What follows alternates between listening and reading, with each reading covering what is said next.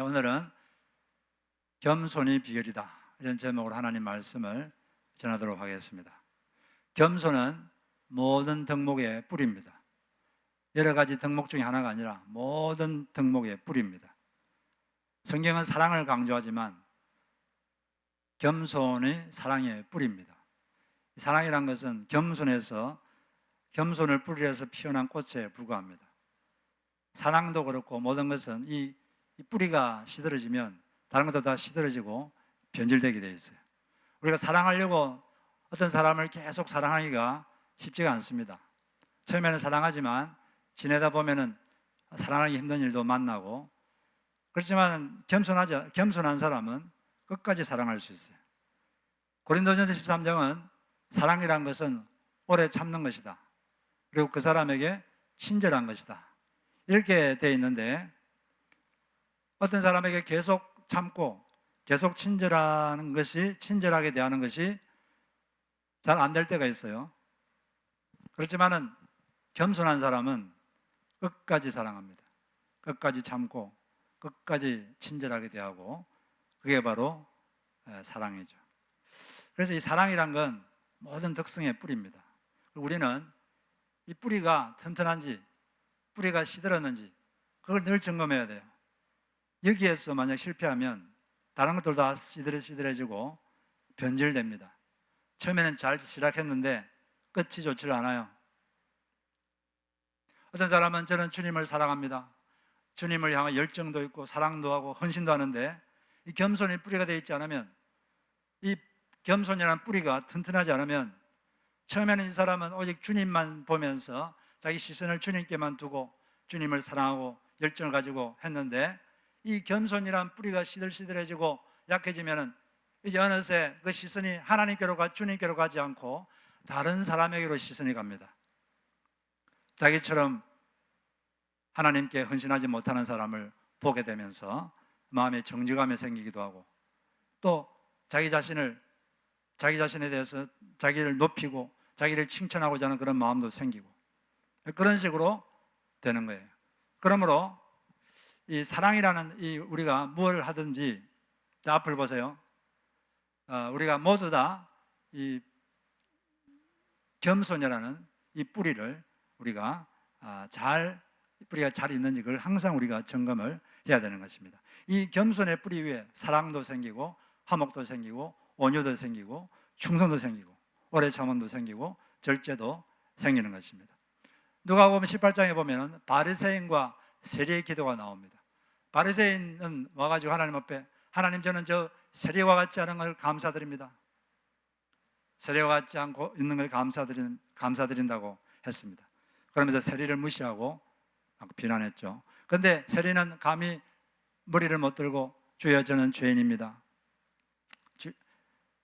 하면 머리도 못 들고 그렇게 했어요. 그때 주님께서는 이 바리새인의 교만을 드러내시고 세리가 어렵다고 인정을 하셨습니다. 그런데 이 세리는 어렵다 인정을 받았지만 그 다음부터 자기도 이 바리새인처럼 되지 않도록 조심해야 됩니다. 왜냐하면 이 사람이 앞으로 계속 경계해야 될 것은, 지금까지 바깥에서 자기를 멸시하고 비웃었던 외부의 바리새인이 아니라 자기 속에서 자기를 찬양하고 자기를 높이려는 숨어있는 그 바리새인, 이 바리새인을 조심해야 되는 거죠. 왜냐하면 사람의 마음에는 이 세리의 마음과 바리새인의 마음이 같이 공존하고 있기 때문입니다. 성령으로 시작했다가 육체로 마치는 경우들이 있는데 왜 그럴까요? 겸손의 뿌리가 약해서 그렇습니다. 그렇게 되면 성령으로 시작했는데 반드시 육체로 마쳐요. 끝이 좋지 않습니다. 그런데 시간이 흐를수록 이 기독교인들도 점점 이 겸손의 가치를 모르고 겸손을 추구하는 노력이 자꾸 부족해지는 거예요. 이게 문제죠. 이 천국을 누리는 비결은 낮은 마음을 갖는 거예요. 사람이 낮은 마음, 겸손해지면 행복해집니다. 마음이 낮아지면, 겸손해지면 화날 일도 별로 없어요. 사람들이 왜 자꾸 화가 나고 짜증이 많이 날까요? 마음이 충분히 낮지 않아서 그렇습니다. 마음이 낮지 않으면 금방 화가 나고 금방 짜증이 나고 그렇게 되기가 쉽습니다. 물은 높은 곳에 낮은 곳으로 흐르듯이 하나님의 은혜도 낮은 곳으로 흐릅니다. 그래서 높은 곳으로 흐르질 않아요. 우리 마음을 계속 낮춰야지 하나님께서 그 낮은 마음에 은혜를 부어줄 줄로 믿습니다. 우리가 계속해서 이 천국을 누리는 비결이 바로 겸손입니다. 이 겸손을 우리 마음속에 늘 간직하고 있어야 되는 것이죠. 빌립보서 2장은 1장 1절에 보니까 1절에 보면 그러므로 그리스도 안에 무슨 권면이나, 이 말은 너가 그리스도 안에서 그리스도와 교제함으로써 무슨 위로를 받는 것이 있느냐. 이 권면이라는 말보다는 위로, 이게 훨씬 더 원어와 맞습니다. 그리스도로부터 받은 위로가 있느냐, 네가 위로를 받았다고 생각하느냐, 그렇게 자부하느냐, 또 그리스도의 사랑으로부터 무슨 위로를 받은 적이 있느냐, 성령의 무슨 교제, 성령과의 친밀한 친교를 했다고 자부하고 그렇게 남에게 자랑하느냐, 또는 너희들 마음속에 긍휼이나 자비심이 있다고 그렇게 생각하느냐. 그렇다면 너희들이 해야 될 일이 있다. 그게 뭐냐? 그것은 바로 한 마음이 되는 것이다. 한 마음을 갖는 것, 그것이 바로 너희들이 할 일이다. 이렇게 우리에게 말해주고 있습니다. 그러면서 어떻게 하면 한 마음이 되느냐, 거기에 대해서 3절부터 11절까지 이렇게 쫙 나와 있습니다. 이 세 가지가 되어 있는데, 먼저는 3절 같이 봅시다. 3절에 같이 읽겠습니다. 시작. 아무 일이든지 다툼이나 허영으로 하지 말아라. 여기 보면 어떤 일을 해도 다툼을 하면 안 된다. 무슨 주님의 일을 하려고 하다가 다툼이 생기면 어떻게 해야 될까요? 일단 멈춰야 돼요. 일단 멈추는 것이 필요합니다. 그런데 어떤 사람들은 다투더라도 탁월하게 해야 된다. 다투라도 탁월하게 하기 위해서 다투어서라도 그렇게 해라.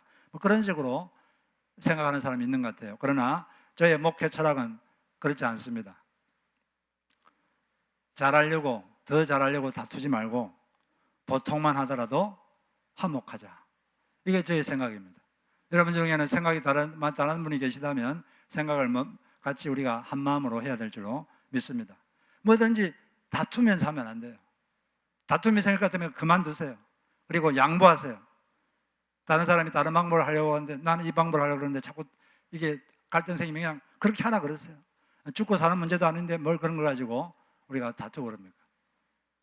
교회에서는 화목한 게 최고입니다. 그리고 이제 여기 4절에 보니까 각각 자기 일을 돌볼 뿐더러 또한 각각 다른 사람들의 일을 돌보아 나의 기쁨을 충만하게 하라. 자기 일을 돌볼 뿐 아니라 다른 사람의 일도 돌봐야 된다. 이 말은 자기의 관심사만 챙기지 말고 다른 사람의 관심사로 챙겨라. 자기 이익만 구하지 말고 다른 사람의 이익도 구하라. 자기 입장만 생각하지 말고 다른 사람의 입장도 생각해라. 내 편에서만 생각하지 말고 다른 사람 편에서도 생각해라. 사람이란 건 태어나면서부터 자기 중심적이에요. 다 자기 입장에서 생각하려고 그러고 자기 편에서 생각하려고 그러고 그렇게 되는 게 인간인데, 우리 항상 다른 사람의 입장, 다른 사람의 그 입장을 자꾸 생각하려고 해야 됩니다. 그런데 이게 쉽지가 않죠. 그래서 저는 다른 사람을 더 잘 이해하기 위해서 가끔씩 다음과 같이 합니다. 한 20초 정도, 한 20초만 내가 저 사람의 입장, 저 사람의 환경에 있다면 어떤 감정이 들까? 그걸 한번 생각을 해봅니다. 많이 긴 시간도 필요하지 않아요. 딱 20초 동안 저 사람의 입장, 저 사람의 환경에 있다면 내가 어떤 감정이 들까? 그걸 한번 생각해 보면 금방 상대방이 조금 더 이해가 되고 좀 더 공감이 되고 이걸 자주 체험하게 됩니다. 여러분들도 항상 다른 사람의 입장을 한번 생각을 잘 해보시기를 바랍니다. 그리고 또 이 세 번째 보니까 겸손한 마음으로 각각 자기보다 남을 낮게 여기라 이렇게 되어 있는데, 근데 이 말씀 읽어보면 아니 어떤 면에서는 내가 더 뛰어난데 어떻게 나보다 남을 더 낮게 여겨? 이런 생각이 들 수 있습니다. 어떤 재정은 내가 더 뛰어난데 어떤 면에서 내가 더 뛰어난데 왜 남보다 낮게 여기라 그럴까? 이런 제 생각이 들 수 있는데, 그것은 겸손이라는 단어를 잘 이해를 하지 못해서 그렇습니다. 겸손이라는 것은 자기 자신을 절대자 하나님 앞에 비춰볼 때 생기는 마음이에요. 하나님, 절대자 하나님의 그 절대 능력, 절대 거룩, 절대 사랑, 전지전능하신 그 절대성을 정말로 느낄 때 충격을 받습니다. 그걸 정말로 느끼면 충격을 받아요. 그러면서 느끼는 딱 드는 마음은 나는 아무것도 아니구나. 나는 아무것도 아니구나. 이 절대자 하나님 앞에서 나는 아무것도 아니구나. 그 마음이 겸손의 마음입니다. 그 마음이 겸손의 출발이고 시작입니다. 나는 절대자 하나님 앞에서 아무것도 아니구나. 내 사랑 아무것도 아니구나. 내 능력 아무것도 아니구나. 내 헌신 아무것도 아니구나. 내 도덕성 아무것도 아니구나. 나는 아무것도 아니다. 이런 생각이 듭니다. 이게 겸손입니다. 겸손이라는 것은 다른 사람과 비교해서 생기는 마음이 아니에요. 다른 사람과 비교해서 생기는 것은 다른 단어를 쓰죠. 열등감 또는 우월감. 이게 다른 사람과 비교해서 생기는 마음입니다. 남보다 더 뛰어나다고 생각하면 우월감이 생기고 교만해지고, 남보다 좀 열등하다고 생각하면 열등감이 생기고. 그런데 절대자 하나님 앞에서 그 절대성을 느끼는 것은 바로 나는 아무것도 아니구나. 하나님이 모든 것이 되셔야 된다. 하나님이 높임 받으셔야 된다. 이것이 바로 겸손한 마음인 것입니다. 우리 진대교 목사님 중에 이종용 목사님이 계신데, 지금 토론스에 계신데, 이분이 1970년대에 한국 최고의 인기 가수였습니다. 그런데 이분이 갑자기 대마초 사건으로 감옥에 하루아침에 잡혀갔어요. 이제 감옥에 들어갇혀가지고 그때까지는 그냥 건성으로 교회를 다녔는데, 그 전까지는 자기가 대단한 일로 생각했어요. I am something. 나는 대단한 사람이다. 그렇게 생각했어요. 그런데 감옥 가서 성경을 읽게 되었습니다. 성경을 읽다가 로마서를 읽게 되었어요. 로마서를 읽다가 하나님의 양심을 접했습니다. 하나님의 절대 양심, 하나님의 절대 거룩, 그걸 갑자기 깨닫게 됐어요. 갑자기 어둠에서 빛이 팍 비추듯이 하나님의 양심, 하나님의 거룩, 하나님의 절대 거룩을 그는 접했습니다. 그러면서 그 앞에 한없이 초라함을 느꼈어요. 나는 아무것도 아니구나. 내가 너무 누추하구나. 내가 너무 추하구나. 그게 갑자기 깨달아지는 거예요. 그걸 통해서 그는 예수님을 믿게 되고 예수님 앞에 무릎을 꿇었습니다. 인간은 이처럼 하나님의 절대성을 접해야 진정으로 겸손해질 수가 있습니다. 그리고 이런 인식, 나는 아무것도 아니라는 인식이 들고 그럴 때 사람 앞에서도 그런 자세를 취하게 돼요. 사람 앞에서도 낮은 자세를 취하게 됩니다. 설사 자신이 좀 재능이 좀 어떤 면에서 뛰어나다 그래도, 어떤 면에서 좀 더 뛰어나다 그래도 그 마음이 이미 한없이 낮기 때문에 상대를 더 귀하게 여깁니다. 상대를 더 낮게 여기게 되고 더 귀하게 여기게 되는 것이죠. 여기서 더 낮게 여긴다 이 말도 좋지만 더 귀하게 여긴다 이 말이 더 훨씬 더 의미가 닿죠. 마음이 한없이 낮은 사람은 자기보다 조금 자기가 좀 더 뛰어난 면이 있어도 이처럼 마음속에 상대방을 존중해 여기고 상대방을 이렇게 세우는 그런 마음이 생기게 되는 것입니다. 어떤 신실한 종이 있으면 주인보다 자기가 어떤 면에서 뛰어나도 여전히 종의 마음이 있다면 주인을 존중하고 주인을 귀히 여기는 것이 사실이죠. 그런 마음이 바로 겸손의 마음인 것입니다. 이처럼 하나님은 이렇게 하나님의 은혜는 이렇게 마음이 겸손한 사람, 겸이 낮은 사람에게 임하게 된다는 게 성경에서 끊임없이 지속적으로 계속 말씀하고 있는 거예요. 이사야 57장 15절을 보니까 같이 읽어보겠습니다. 시작. 지극히 존귀하며 영원히 거하시며 거룩하다 이름 하는 이가 이와 같이 말씀하시되 내가 높고 거룩한 곳에 있으며 또한 통회하고 마음이 겸손한 자와 함께 있나니 이는 겸손한 자의 영을 소생시키며 통회하는 자의 마음을 소생시키려 함이라. 여기 보니까 하나님이 어떤 자에게 임하신다고 되어 있죠. 두 가지 종류의 사람에게 임하신다. 첫 번째는 통회하는 자. 통회한다는 건 통절히 회개한다.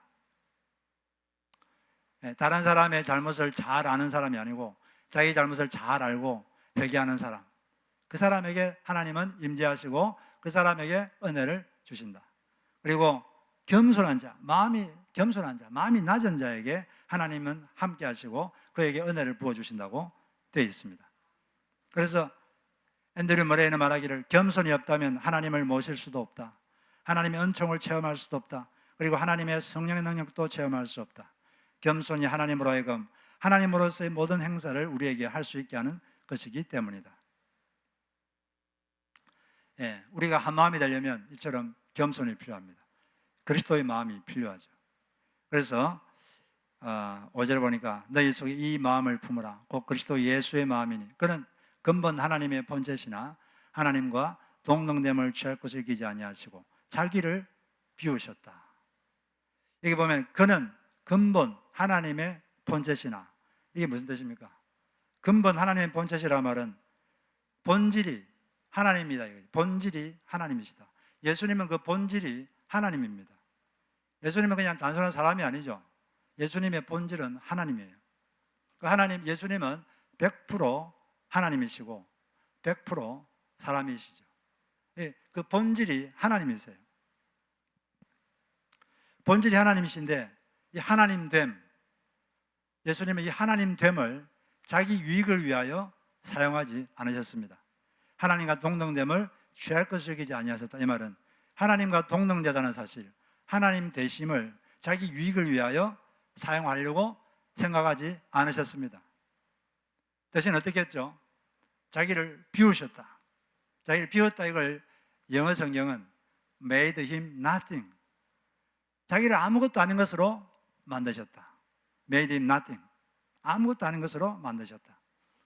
예수님께서 이 땅에 오셨을 때 예수님은 왕자로 태어난 게 아닙니다. 그냥 그 갈릴리 지역, 그 당시 갈릴리 지역은 아주 천대받던 지역이에요. 가난한 사람들이 살고, 또 그것도 목수의 아들로 태어났습니다. 목수도 천대받던 직업이죠. 사람들이 30년 동안 이 예수는 목수로 살았어요. 사람들이 얼마나 그를 하대했을까요? 어떨 때는 막 무시하는 말도 듣고 막 그랬을 겁니다. 함부로 대하기도 하고. 그럴 때 예수님은 자기가 누군지 압니다. 예수님은 자신이 하나님이거든요. 창조주 하나님이거든요. 그런데 그때 예수님이 내가 하나님인데 감히 그렇게 했습니까? 내가 하나님인데 감히 어디서 그렇게 했습니까? 만약 그렇게 했다면 그는 자신의 삶을 살 수가 없었죠.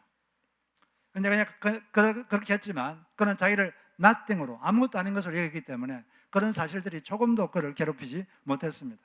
나는 아무것도 아닌데 뭐.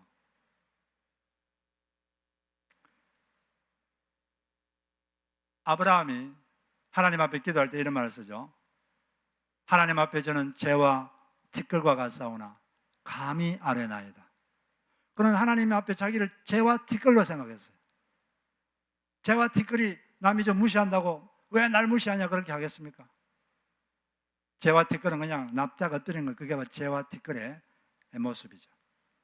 이 예수님은 영원토록 찬양받고 존중받고 높임을 받아야 되는데 이 예수님께서 공적 사역을 시작하자마자 그때부터 많은 사람들이 예수님을 막 비난하기 시작했습니다. 예수님을 제대로 알지 못하면서 비난하고 악령이 들려 미쳤다고 그러고, 그렇지만 그것이 예수님을 괴롭히지 못했습니다. 왜냐하면 예수님은 나는 아무것도 아니다. 하나님 아버지 앞에서 오직 아버지의 뜻만 중요하고 오직 아버지만 높아지셔야 된다. 이렇게 생각했기 때문에 그것이 그를 괴롭히지 않았습니다. 특별히 십자가 질 때는 가장 심했죠. 그러나 예수님은 나는 아무것도 아니다. I am nothing. 그렇게 생각하셨기 때문에 그런 것들이 그를 방해하지 않았습니다. 자기를 아무것도 아닌 것을 여기고 그냥 종으로 사셨어요. 예수님은 무늬만 종이 되신 게 아니라 그냥 종의 흉내만 낸 게 아니고 종의 본성을 가졌습니다. 예수님은 정말 머슴처럼 그렇게 섬기다가 사셨어요. 아침부터 저녁까지 그냥 종처럼 이렇게 섬기다가 종처럼 사람들을 섬기면서 사셨어요. 물론 섬기는 방법이 달랐죠. 치유해 주시고 설교하시고 진리에 가르쳐 주시고 이런 식으로 섬겼지만 예수님은 늘 종의 본성으로 그렇게 사셨고 아버지께 절대 복종하고 자기의 의사와 뜻을 버리고 아버지의 뜻에 자기를 이렇게 완전히 복종하는 삶을 사셨습니다. 왜냐하면 자기를 아무것도 아닌 것으로 만드셨기 때문이죠.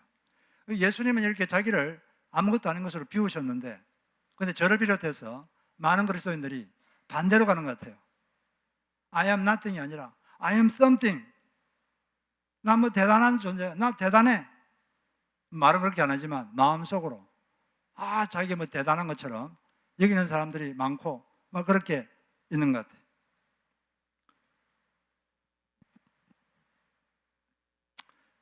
자기를 자꾸 높이려고 한다는 거죠. 자꾸 인정받으려고 그러고 존중받으려고 그러고. 만약 자기를 높이려고 할 때 생기는 현상이 뭘까요? 마음이 충분히 낮아지지 않았을 때 어떤 현상이 생길까요?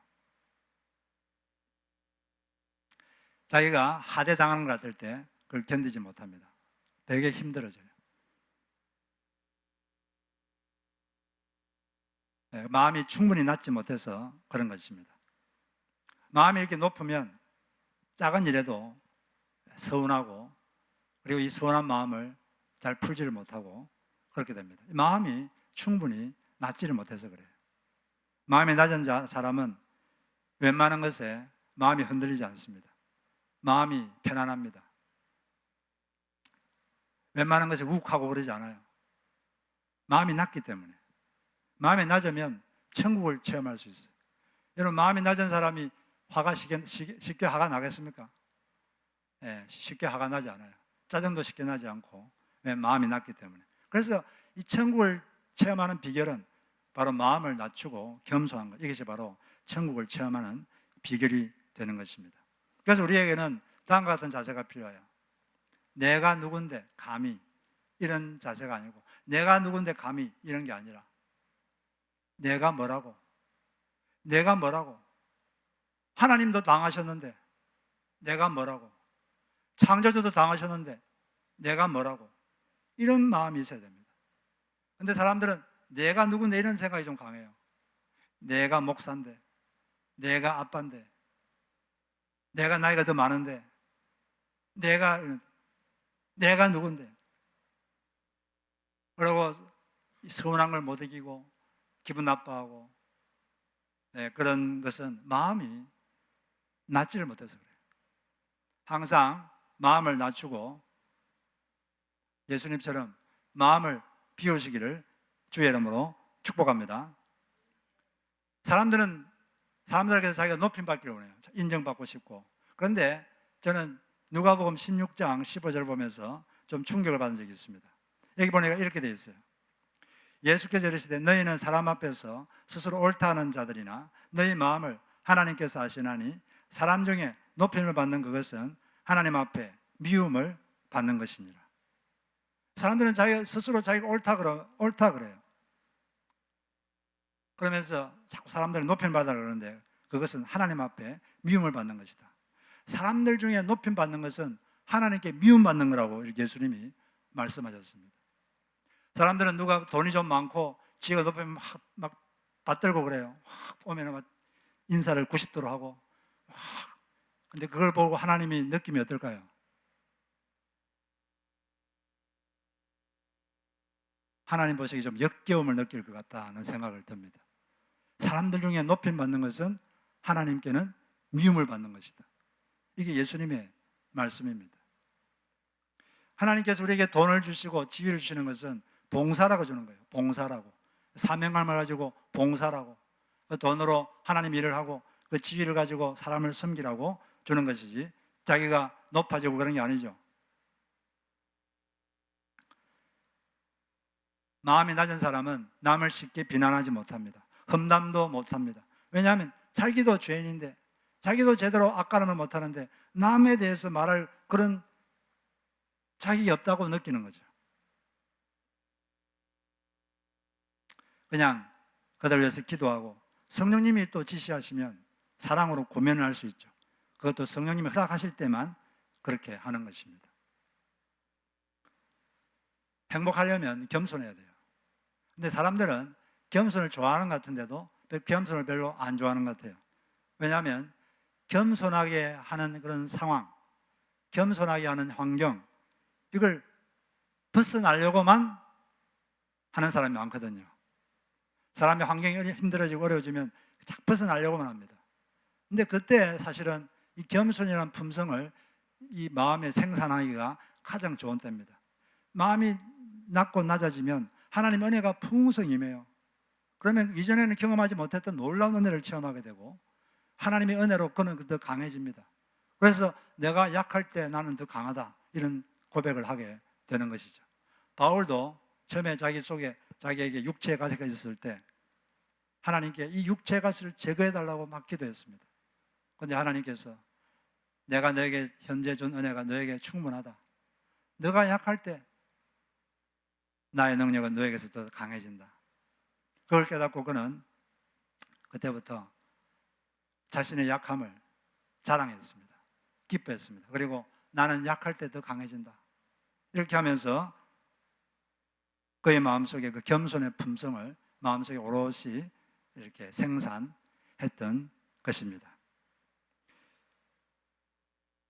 이 겸손이라는 품성을 우리는 귀하게 여기고 이것을 우리 갖기 위해서 우리는 노력하고 기도를 해야 되는 것이죠. 이것이 너무나 귀한 것이기 때문에 주님께서는 우리 속에 이 겸손이라는 보물을 우리 마음속에 생기게 하기 위해서 여러 가지 작업을 하십니다. 신명기 8장 2절에 보니까 내 하나님 여호와께서 이 40년 동안에 너에게 광야길을 걷게 하신 것을 기억하라. 그 이유는 너를 낮추시기 위함이라. 이 광야길을 40년 동안, 1, 2년도 아니고 40년 동안 그 힘든 것을 경험하신 이유가 뭐냐? 너의 마음속에, 그들의 마음속에 겸손이라는 이 품성을 형성시키기 위해서 그렇게 힘들게 했다는 것입니다. 낮은 마음을 마음속에 형성시키기 위해서 40년 동안이나 2년도 아니고 3년도 아니고 10년도 아니고 20년도 아니고 40년 동안이나 그렇게 광야 생활, 힘든 생활을 하게 했다는 것이죠. 우리가 살다 보면 억울한 일도 당합니다. 어떨 때는 실패도 합니다. 어떨 때는 무시도 당합니다. 어떨 때는 모욕도 당합니다. 어떨 때는 멸시도 당합니다. 어떨 때는 욕도 당합니다. 그게 광야 생활이죠. 그 광야죠. 아주 힘든 때죠. 힘들지만 왜 그러면 그런 경험을 하게 하시느냐? 이유는 여기 분명히 나와 있습니다. 너를 낮추시기 위함이라. 너희들 속에 이 겸손이라는 품성이 생기도록 하기 위해서 1, 2년도 아니고 오랫동안 광야의 길을 걷게 하셨다. 이렇게 분명하게 말을 하고 있는 것입니다. 시편 66편 12절에 보니까 하나님께서 사람들을 시켜서 우리의 머리를 짓밟게 하시니 우리가 물속으로 뛰어들었습니다. 그러나 주님께서 우리를 마침내 건지셔서 모든 것이 풍족한 곳으로 이끌어 주셨습니다. 네, 똑같은 말씀을 하고 있죠. 사람들이 자기 머리를 짓밟고 하여튼 이런 물과 물속으로 이렇게 지나가다가 풍족한 곳으로 갔는데 이 풍족한 곳은 어떤 곳일까요? 물론 환경이 좋은 곳도 될 수 있지만 이 속에는 겸손이라는 성품이 형성된 바로 그 지점, 그것이 바로 풍족한 곳입니다. 우리가 마음이 낮아지면 천국이 임합니다. 천국의 역사가 우리 속에 일어나는 거죠. 그래서 우리 삶 속에 여러분들이 무시당하고 모욕당하고 하대당하고 억울한 일이 생기고 실패하고 그런 일이 혹시 있으면, 그런 일이 안 생겨야 되겠지만 혹시 있으면 하나님께서 나를 훈련하기 위한 도구로 주셨구나 생각하고 우리는 그것에 대해서 감사해야 될 줄로 믿습니다. 그것을 통해서 우리 속에는 천국에 누리는 그 비밀, 그 보물이 우리 속에 생기기 때문에 그런 것입니다.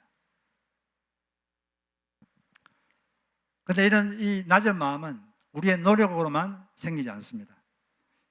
겸손이신 그리스도께서 우리 속을 충만히 채우시고 그 그리스도께서 우리를 통해서 이렇게 흘러나갈 때 비로소 이 겸손이 우리를 통해서 다른 사람에게 전달이 되는 것입니다.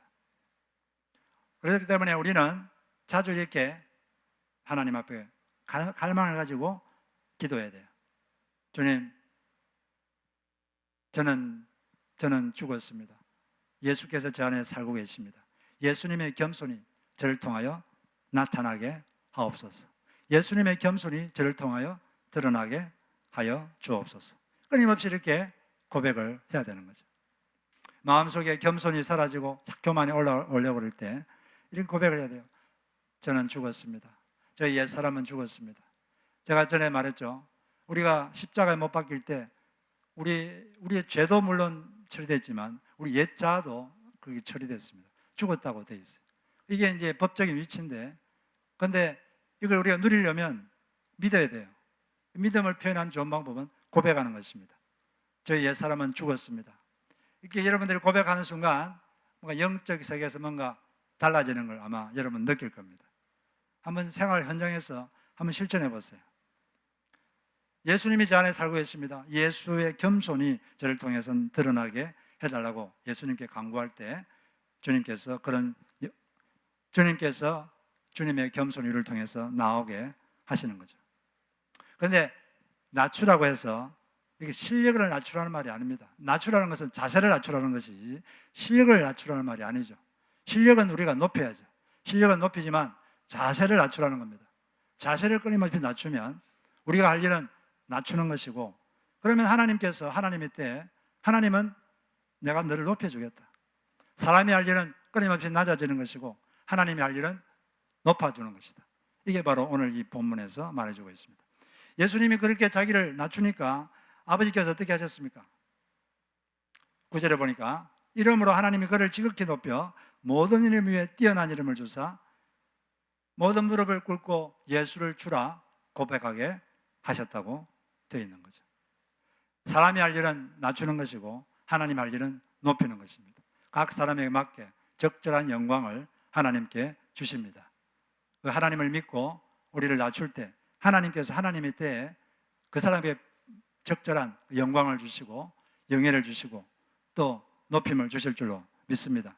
왜냐하면 시편 75편 6절에 보니까 물은 높이는 일이 동쪽에서나 서쪽에서 말미암지 아니하며 남쪽에서도 말미암지 아니하고 오직 재판장이신 하나님이 이를 낮추시고 저를 높이시느니라. 예수님께서도 말씀하시기를 나는 내 영광을 스스로 구하지 아니하지만 내 영광을 구하고 판단하는 시리가 계시다. 하나님 아버지가 그렇게 해주신다는 거죠.